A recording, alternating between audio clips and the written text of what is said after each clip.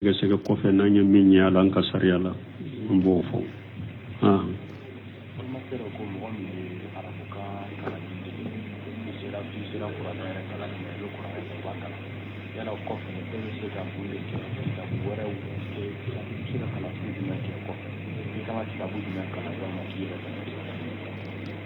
bo doko ko ne mo min sera ka qur'ana kala ka do akalan chugo nyuma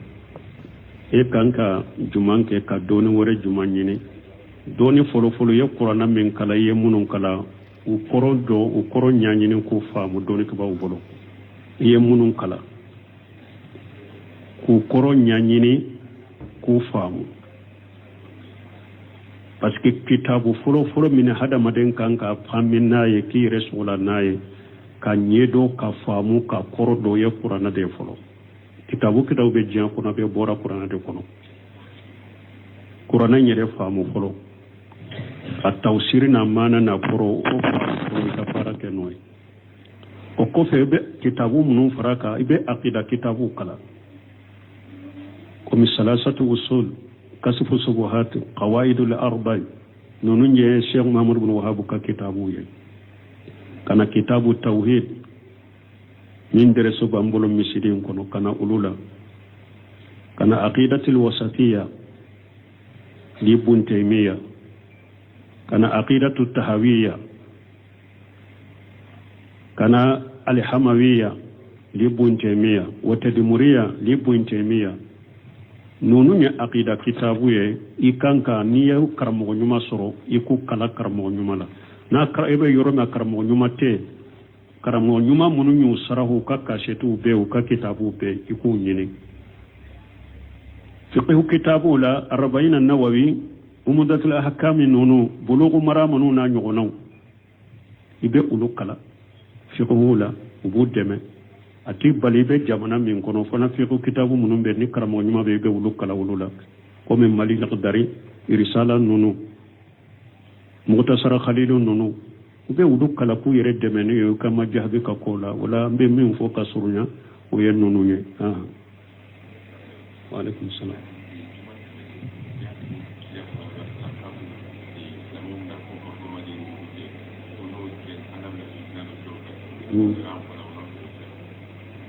bo o tese ka ke ren kono ite sagi kata kutuba mawla ni nyam min fo ko juma temene an ko ciden ko ni mo ye ko duru nu yuke ala be balawudo nyesuma ko duru kelen na damana balawuna damana janga kata ko ampese ka sagu ka ko preference aku sebeba ni nyinin kale wakati tese kota ibe sage kata kutuba de ma wala ka kutuba la me ku sebe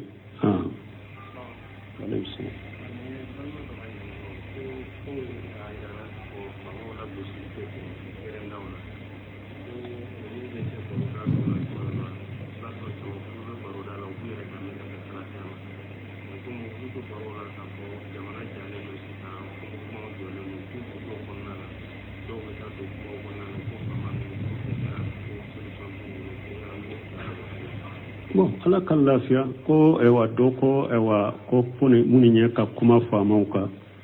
girewula erejo sosowula afora ko tebbe ko me wulu be ke baro dawdola ko ni mo do be baro ko gudambe kata selafiya ma ko no yu dado jamana gelayala bo fo beta kata famau ko fala ko udesara ubete abedo fama lagosi de la abedo fama korofoli de la kamo sempulu korofo te bewo janko kata sigi ka fama korofo ube ka doni ke ba korofo abedo fama korofo de la abedo ala de kafo fenfo fama ya akofe siden ka sheba do dondola ukamma sake do nana ko be yele mimbare ka ko kutuba kala do be sheba in kerefe ako ye an kamma sake ni fasiku finu bala ko iskut akoy dade sheba nya bala ko aka dade ci de nyam bali ni nade akoy dade sheba maswa mabara usama tatumamu usmana ka ko kera doko usama tama hari tun kaddo usmana ka kunnan jaka ko ni ne beta kunnan jaka usmana ne ba sarawude ma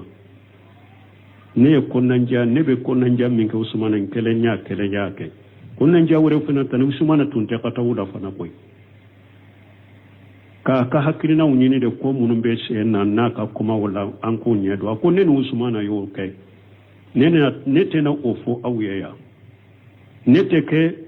awa fitina do dalire bagay fitina min ni adda tugune no ni ciden ko adda tugu mo kana dayele nete ke o fitina ne folote ke o fitina dayele bagay o ye jumay ka famaw korofo jamaw lo be ka famaw lebu fo mo ye keneka nete ko ye ne folote ke o fo o ke bagay usamo tabunje ciden ka sebo maso ne mafew ka fen fo famaw yo ko fe ku korofo ku togo cinya sebo masuma ciden ka kuma koso man arada an yansiha li sultani fala yabdiyahu alaniyatan wal ya'khudhu bi yadihi wal yaqul bihi fa in qabila minhu fajaka wa illa faqad adda alladhi kana alayhi lahu ciden ko de mo ma fo mo kana masake konnan jaw mo fo ma fo fana ko masake udda falendo kute jurubuke ay ala soso be junubu be nagasu be me ciden ko ni mo min ba fe kam masake konnan jiya kana fo keneka masake konnan jiya te keneka ako kana fo keneka de amina na boloye ina kelen kallan kono nya yoro dola ibe konnan jiya min kaye ka fo ay na ya mina alhamdulillah ni sorola na ma mina ciden ko la ye min bila e ka fama ka kola e yoke fe ngorete eka eka kunnan jaka ya tafule na mata yi take fente eka alafi so salu fawzan ko dogu kanton ni na he an te seka se fama ma an be fama so an te seka ko ni te seka se fama ma kallafa kallaf ibe se fama de ma ko ni te seka fe se fama ma ni be seka wele telefone la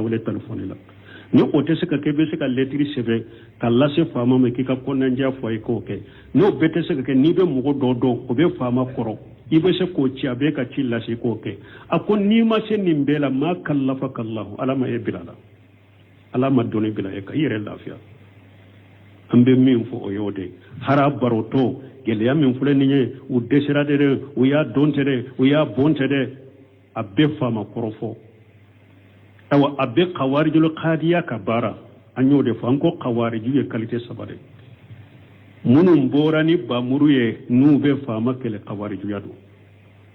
qawarijul qadiya uluye qualité damadoye ni abad dusukun kono mogo bake ka kuma fo famai ubake kan lagosil kai min barune kuto rejo sosoka foyi tala dagara hari na ya sura leta ke ka ke qawarijudo na be mogo dusukun kono ko mogo be fama bortoni fama kali ka mogo la suku bila fama ma dagalendo i dusukun kono hari ni eta ke ka ke qawarijul qadiya de ye qawaju siglenda ye na be mogo min bolo nin fama munun fuleni ne ka fama ute awde ka fama ute qawariju de ye qawarijul qadiya ciden ko ni mogo sara ete fama do kam marala e sara ite marala fama ka duruti kan ite marala ko jahili sara parce que jahilu de tumbu ka jahila ra fama te ulula kabila kelen na ka nyema ni e fana kera ko be jamana kono ko fama tila ciden ko ni sara oka isara jahili sa chola parce que jahilu de tunjo fama ko tunte ulugoro qawarijul qadiya sigilende yiwe sabana qawarijul qadiya min be kuma min barika fama borto fama lebu fo deresula fama borto fama lebu fo gerewula fama borto fama lebu fo ñinin kala jabula fama borto fama lebu fo ni ñe qawarijude mi qawarijul qadiya min be kuma ewa buna hajari ko nindema ako qawarijul qadiya aqbasul qawarij ako qawarij kuma kelade ako qawarij juguma beyale de aka kuma kelade ka juguna be parce que kuma kela inde be bamuru tigi wuli ako de ka juguna be abdullah ibn sabade man usmana faga baga wuli ko natia ngo kuma de do kuma inde ka jugumene fanka sabala an kan nende mina geleya min banka ka to ka da famauka abe don na shi hada maden kallimana na ka tawhid yerema parce que ka do herani tora bebe bo ala defe et puis bun khaymu yo kuma do fo ako alaka hikma kononana jamakulu be chogomi ala boaka baraw aka baraw de ka fama bawka bun khaymu miftaw daru saada aka kitabu do kono aku jamakulu be aka fama ya ka baraketa udore nakera ewa jamfantuye akera tonyali kelawye akera binkenawye nabe ubi mo wore ka ku kan na fulo mina ku ka hakemina ala be fama ude bila fana kuna nuba ka hakemina ula jakwa akon ni nyala ka hikima de koy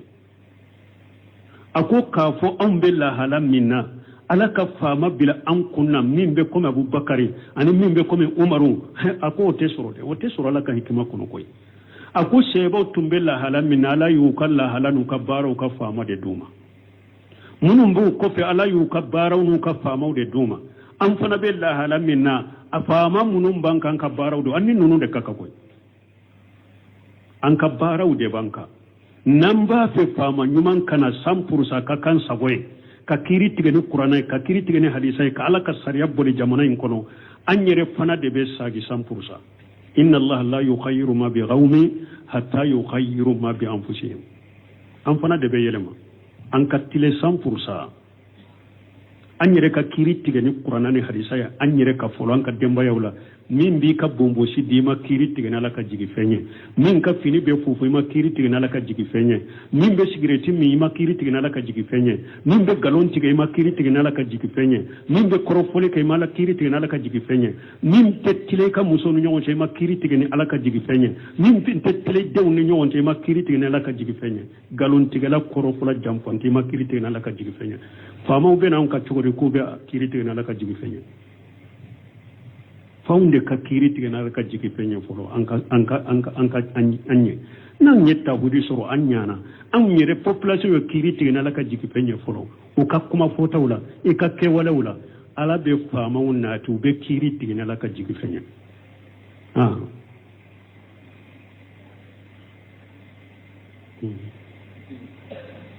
bismillah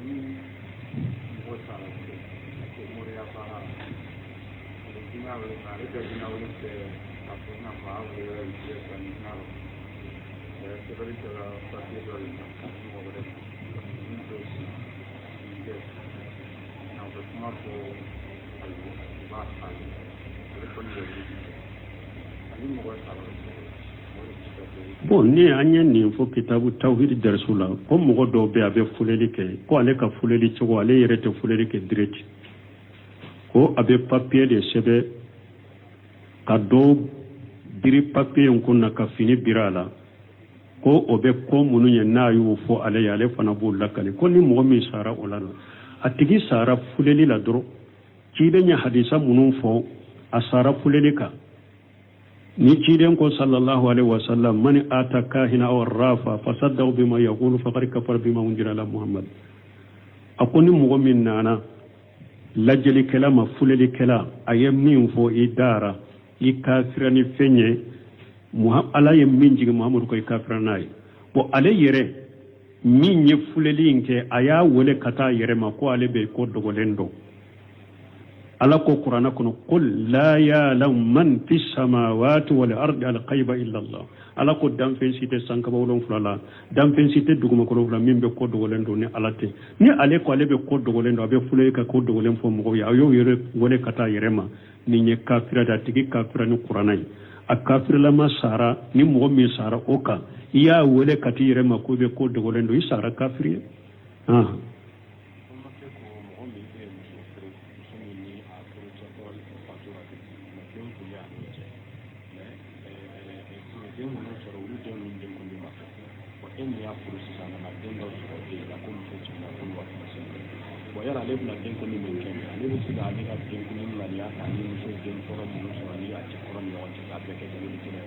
bon ko do ko ale ye muso furu muso into furu la che koro che do maka koro ay den soro wuluye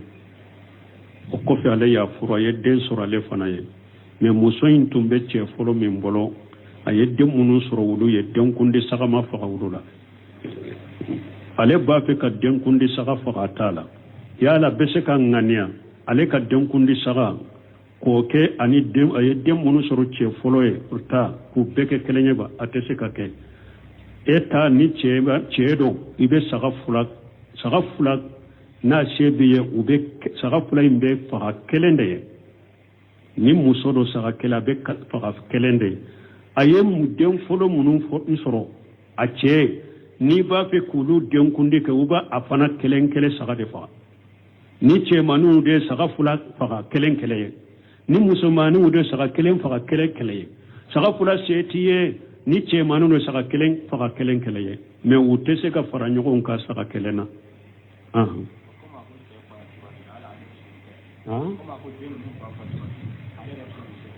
ko den nunu fa fatro ene e ko iba kuye ke nyanya fo chogo mi be kelen kele tade fa utese ka fara fete fara nyogon ka saga kelena be tade ba fa dama do tunya nyinin kali do ke ko an tunya nyinin kali njabe ka koroya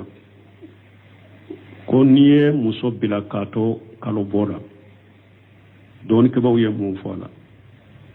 ibnu mbaji nyinin karanin na kam muso bila kato kalo bola an ko talabu libidi bidia bilali ye chogo ya damado de kam muso bila kato kalo bola bidia bila muso bila chogo de kam muso bila kato bange jolila bidia bilali chogo de kam muso bila kato seneyala ena jera ka kafo yogonya ke seneya minna kato o seneyala ka bila bidia bilali chogo de kam muso bila to ni bilali sabas ko fo kuma kelen kono sigi yoro kelena bidia bilali chogo de me yala mogo ni ye muso bidia bilali chogo la bilali mbe konte ubate konte kuma benne yoro de la ibumbazi nyinin karanin na ako jamhuru baka doni ke baka chaman baka ko ni ye muso bidia bilali chogo la eye bidia ke ye junubu ke me bilali mbe bo asirafe ako do jamhuru yen nimfo ubu kadella ka abdullah ibn umar ka hadisen ko ale ko ayaka muso ka to kalo bola ko ciden ko sagi o kofe o na seneyara ka sagi ka do kalo bola ka bola ni ba bila wala iba bila ni ba mina ko ciden ko ale ka sagi o do ba ko ire waye dola ko ciden ko bilali min kera iba jate ube ko muso nyere ko ire waye dola ko ibnu umaru ya lembira bilali min na ko jatera jamhuru ben ninka ko bilali be jate ni ne hayrisan ne yorobe ako doni ke ba wore be burumbaji ko doni ke ba wore be ko bilali inte bo asirafe bilia bila chogodo ate bo asirafe ufano yu kadella ke ibnu umaru ka hadisa kelenye ko ciden ko aka sage bi aya kam muso bila ka to kalo bola ciden ko ninte bilaliya asagi kam muso asagi yerema na seneyara ka do kalo bolo wala ka seneya ina mashama ola ni ba bila comme ka fo bilali njate ko ciden mo fode ko ciden ma fo ka bilali njate de ko ciden ko bilali nte ja aka saga yerema de ciden ma bilali njate awa ko fana abdullah ibn umar yere dalla kanyininka ni ye muso bila ka to kalo bola ko abdullah ibn umar ko ate jate ko ale minye qisa tigi nyere ko ate jate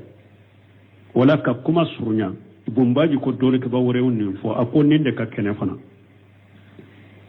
salafu do ben ninka ka fo bilali nte bo asrafe salafu do baka me an ka wakati laban ka karamo la ko mo munum baka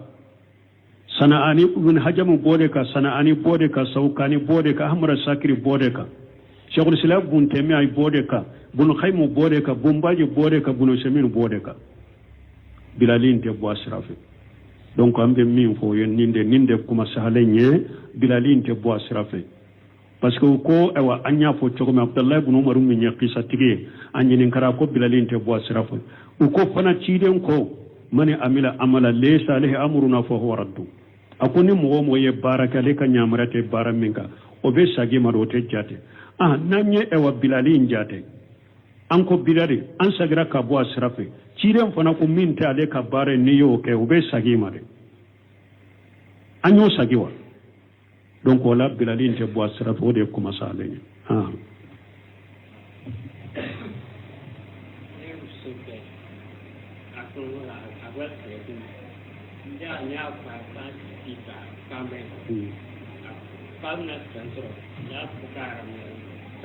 kwa be mo mo soro kwa ko param ya wo kusira tinina ne wada ko fada ni kwa ka no fada ni na mas wasra tinina ka ala ki sara ila ko ale muso do de muso konoma ko ale tara bira yoro dola ko muso imbe sigireti mi ko ale ko muso imma sigireti bila haramu ya lendo ko amaso ko ale ko katali mami nyininka ko amaso ambe men fo ambale ma muso e sigireti mi mila a haramu ya lendo sigireti haramu lendo abila hari ce ka sigireti mi haramudo janko muso sigireti mi haramudo la darara wala dirara kiden koy kan yere kun toro kana mo toro sigireti yere kun toro bara mo toro bala sigireti be hada maden fa be ke sababu ya ki abi fa ala ko wala tulugu be yade wala tulugu be aydekum ila tahaluka ala ko yere kana yere di halakima sigireti be halaki sigireti be ke sababu ka mo fa ala ko wala taqtulu anfusakum inna allaha kana bikum rahima akwa kana yere kun fa ayere kana sabaka ke yere ayere fa alayhi nabagade kata auma kiden kunna ha an qila wa kasratu suwad waida'at al-mali yafo kiden nyam balala ni dalili chama ni nafulu cinya be sigireti mi nafulu cinya bala wala mbali mamuso sigireti haramu yalende do sigireti mi ni bila subhanakallahumma rabbuna bihamdika ashhadu an min fulen ni nye na ye kafara bon nonu nya banka sariya la wa ambe a sege sege ko fe na nya min nya lan ka sariya la mbo fo